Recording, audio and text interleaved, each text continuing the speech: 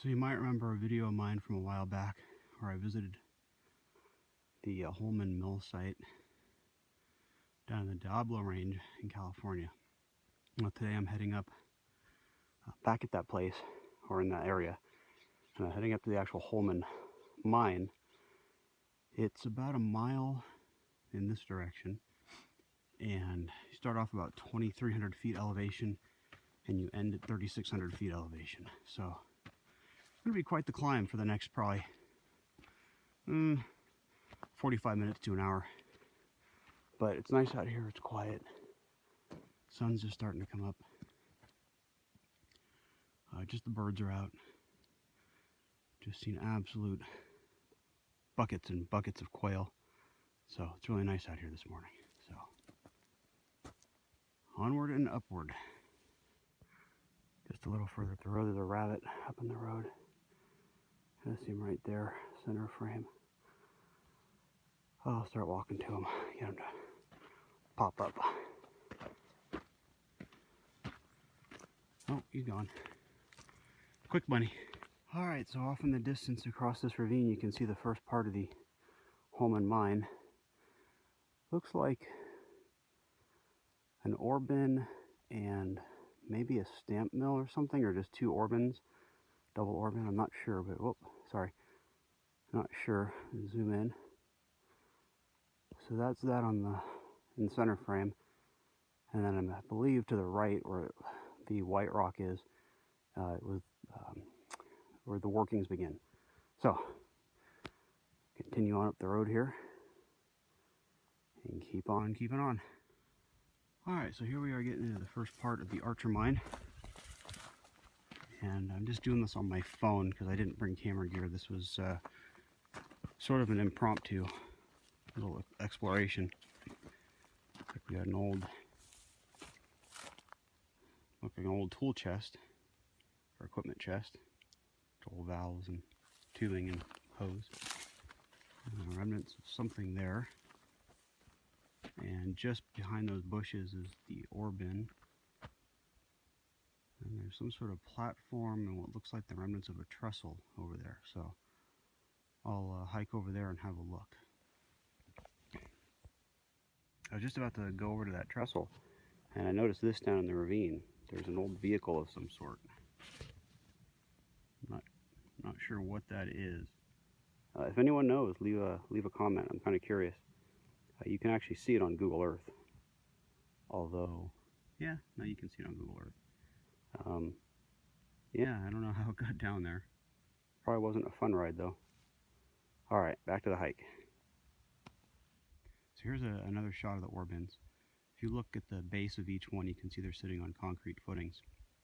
But they sure as heck don't look too stable, especially the upper one. Lower one looks to be in better shape, but I don't know if there's a way for me to really get to it. There might be, well, I don't know.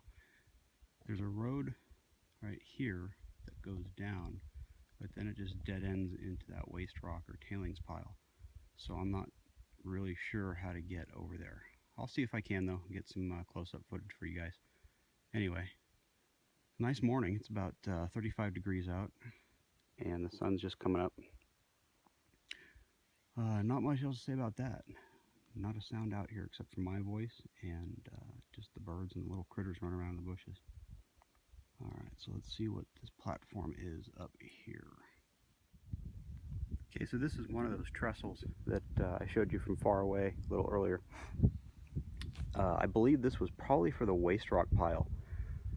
Or waste rock, because it just goes out there, it dead ends, and then nothing.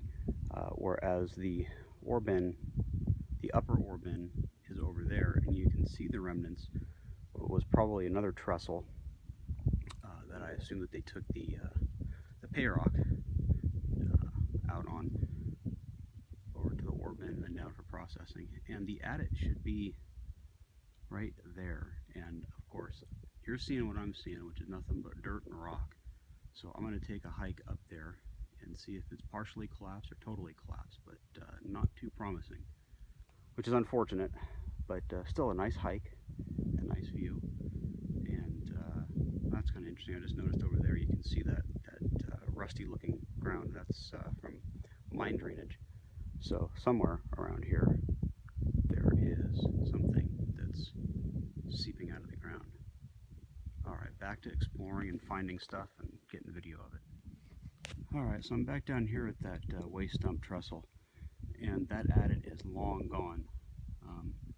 I know it was there. I found some iron artifacts and whatnot. There's some ore cart track ends sticking out of the dirt.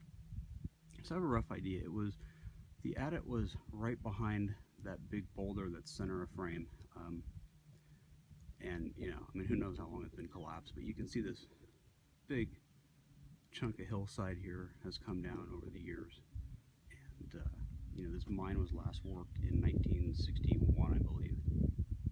So the odds of that adit still being open, especially in this area where the rock is shale and very crumbly. As you can see, all that, it's all shale, about 100 million years old. Yeah, no, that's no dice. This I thought was the outhouse, but it's not. It's just a shed. I think it was an equipment operator shed. So no outhouse, and over there on the wood pile you can see the door for it, and just a bunch of timbers. And kind of interesting thing here is if you look at the ends of these timbers, you can see that they're all notched. They're all cut, so they're just like kind of like giant Lincoln logs almost. I'm not sure where they were using them, somewhere in the mine, and then just various bits of wood debris and metal debris and things like that. This was a cinnabar mine. They were looking for mercury. Cinnabar is mercury sulfide. A couple interesting things I did find. That right there is an old wheelbarrow wheel from before, when they used, before they started using pneumatic rubber tires. It's actually really well preserved, all things considered. You can see right here where the shaft thins out that bearing was not doing its job, whereas that side of the shaft, although it's bent, is nice and round and consistent. And this ginormous thing right here, it's like a geared cam on a big arm. I have no idea what it was for or what it did, but just sitting here amongst the rocks, thought that was kind of neat. So I think I'm going to start making my way back. There's another road back that way that forks and goes up in that direction, and there's another adit marked on it. It also looked like there might have been some more equipment and other stuff in that area, but no clue. So I'll see if that road even still exists, because I didn't notice it when I walked up here, and it should have forked off. But so that's it. That's the Holman mine so far. And if you hear more video after this, then you'll know that I found more. All right, on we go. Old Union Carbide can. So I mean, that matches the technology and the dating of the mine.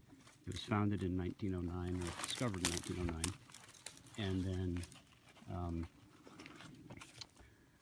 not really worked until the 50s and 60s. I guess it wasn't profitable, or the technology didn't exist, or something. So yeah, there's not a whole heck of a lot out here. That is just a barren area. I thought it was part of a mine, but apparently not. You actually see that a lot out here. There's a lot of barren areas of that whitish gray dirt rock. So anyway, I looked for that other road, and well, the side of the mountain that it was cut into is no longer the side of the mountain. It's the floor of the ravine. So that road's gone, and going over land like this is not going to be fun. So I think we're going to call that a wrap. Not much here, unfortunately, but still interesting to come up and see it. It's hard to get to. It's on BLM land. You have to get a special permit and blessings of the great powers that be and all sorts of other stuff to get in here by vehicle. Whether or not you need that for getting in on foot, don't know, don't care.